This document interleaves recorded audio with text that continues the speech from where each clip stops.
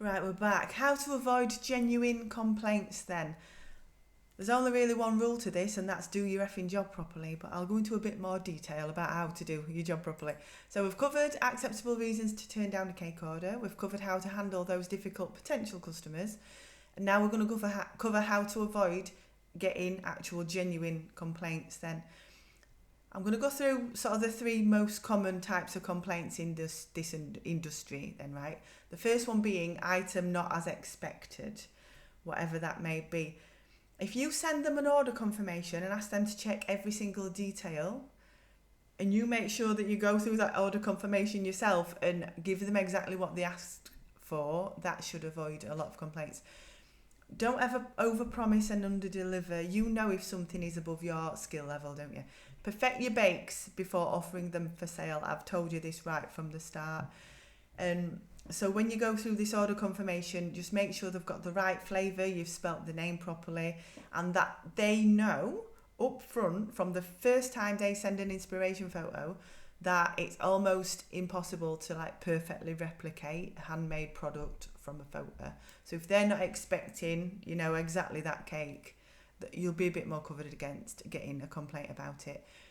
If they don't state a flavour when they order, always ask them. Don't just assume that they want vanilla. Don't just bake vanilla and give them that because, you know, they've just asked for a cake. Always double check exactly what they want. They might not realise they haven't actually told you a flavour.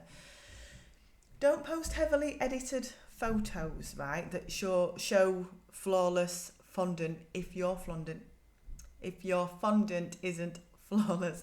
Don't post photos of other people's work, especially if it's above your skill level, or even worse, AI pics suggesting that your bakes actually look like that when they don't. It's all about managing expectations.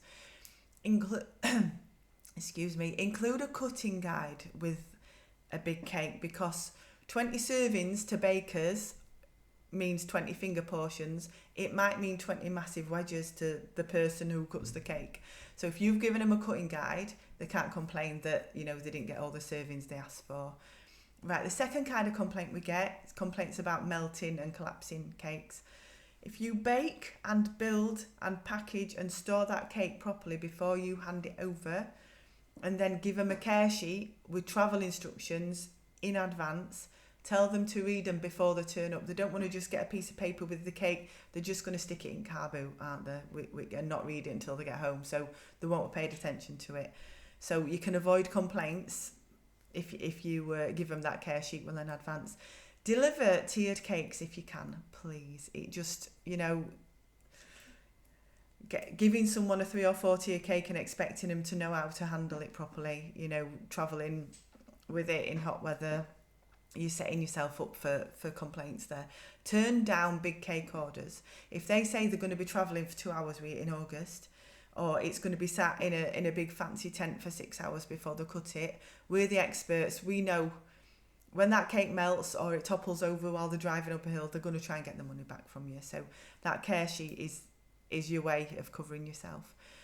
Food safety complaints. This is the third main type that I think we get. Do your effing job properly, right? No animals in the kitchen, no hair tied back. If your ingredients are bought chilled, keep them chilled. Everything you learned in your level 2 and your food allergy training should be put into practice every single time you bake. And make sure you give storage instructions again on that care sheet, so they don't store cheesecake on the windowsill, give themselves squits, you know. Common sense is not as common as we would like it to be. So if the shit hits the fan, if you get a food safety report, you need to be able to show that you've done your job properly in your Safer Food Better business, and that you've provided this care sheet, or you've at least advised them in advance this product needs chilling. You need to have that in writing somewhere. Remember, under consumer law, people have got a right to complain. If the product isn't satisfactory quality, fit for purpose, or as described, they've got a right to a refund or a replacement. So make sure every single time you're giving them what they're expecting, because that's basically the way to avoid genuine complaints. They get what they were expecting, when they were expecting it, and it was easy and pleasant for them to do so.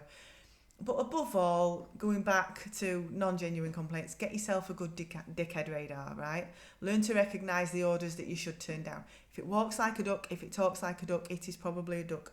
Don't get so blinded buy this exciting big order that you don't recognise this person's going to be a nightmare to work with. You know, they're probably going to complain no matter what you do. So say no to orders that defy gravity, that defy safety, that defy common sense, or that would invalidate your liability insurance, burn away cakes, or them glitter blowing ones. So above all, yeah, give them what they want, give them what they're expecting, give them what they've paid for, and that's how you basically avoid genuine complaints.